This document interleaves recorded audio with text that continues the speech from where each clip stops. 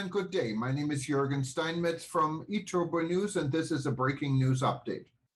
For more news updates and shows, please go to youtube.com/travel news group. youtube.com/travel news group. Here's our update. U.S. travel advisories confusing World Tourism Network. COVID-19 has changed the world. This should also count for the way travel warnings are issued. The United States must be the only country in the world slapping its own territories with do not travel warnings. The U.S. must also be the only country in the world that include friendly neighbors into the highest level of a do not travel list. Hawaii-based World Tourism Network issued a position statement urging the United States to rework the way travel warnings are presented. Travel warnings are issued by governments to protect their citizens from crime, murder, and wars. The U.S. State Department issues travel warnings for U.S. citizens, and these warnings impact individual travelers, group travel, cruise travel, and conventions.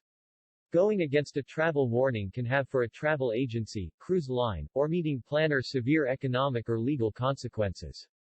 The World Tourism Network (WTN) today issued a positioning statement to encourage the U.S. State Department and the U.S. Center for Disease Control and Prevention (CDC) to consider changing the way travel advisories for U.S. citizens traveling to foreign countries are currently published and communicated.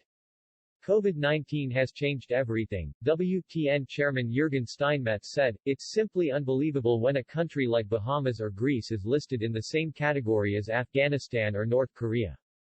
This is embarrassing and almost laughable. WTN would like to see 3 independent rating levels for each country listed on the travel advisory list by the U.S. State Department or CDC. 1 rating based on security and non-COVID related issues, 2 rating based on COVID non-vaccinated travelers. 3 rating based on COVID vaccinated travelers. The World Tourism Network is urging to delete Guam, Puerto Rico, and the U.S. Virgin Islands from the list of foreign countries. Guam, Puerto Rico, and the U.S. Virgin Islands are U.S. territories and not foreign countries.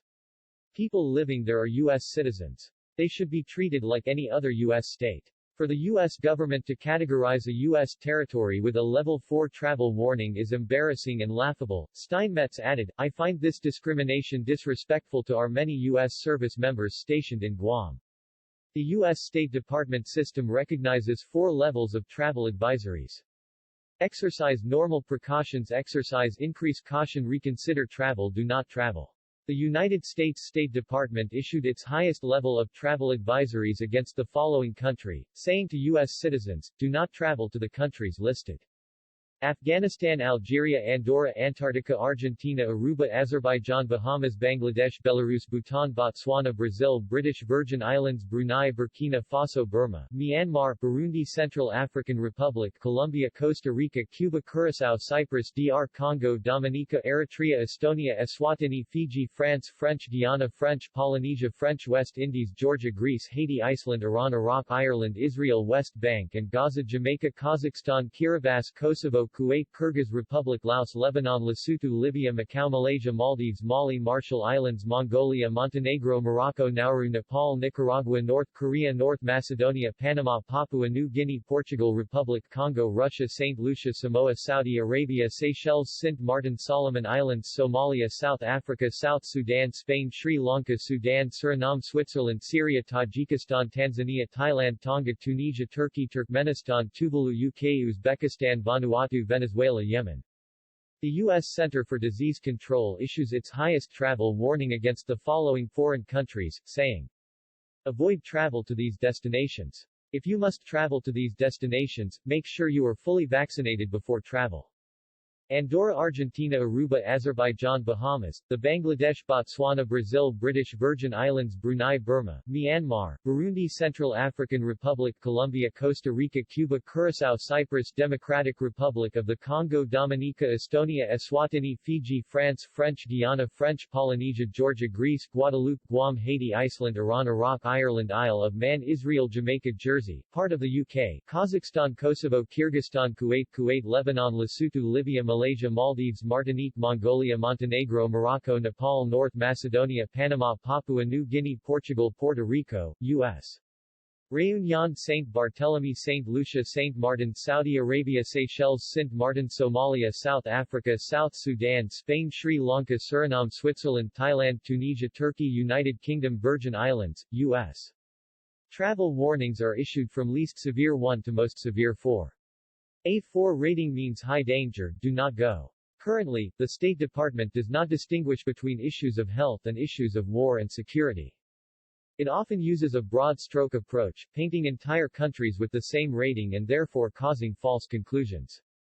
The current State Department advisories paint a place like Afghanistan or North Korea, with the same warning currently in effect for countries including the Bahamas or Jamaica.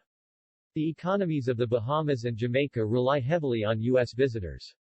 In addition, the World Tourism Network finds the current U.S. travel advisories issued against the U.S. territory Guam surprising, discriminatory, and misleading. A U.S. State Department and CDC have no authority to advise against travel or issue advisories against another U.S. territory or state, according to Mary Rhodes, president of the Guam Hotel and Restaurant Association. COVID requires a new approach and there should be travel warnings based on crime and security and the second set of warnings for COVID. These latter warnings should distinguish the vaccinated from the unvaccinated and consider the availability of rapid testing and serological easy-to-administer exams, upon entering and exiting a country. The broad and undistinguishable issuing of travel advisories leads not only to economic chaos but to a devaluation of the travel warnings, discrimination, and political problems. The WTN urges the U.S. State Department and the Centers for Disease Control and Prevention to develop a more nuanced approach and work to create a more sophisticated approach to its travel. The WTN position statement was signed by WTN President Dr. Peter Tarlow.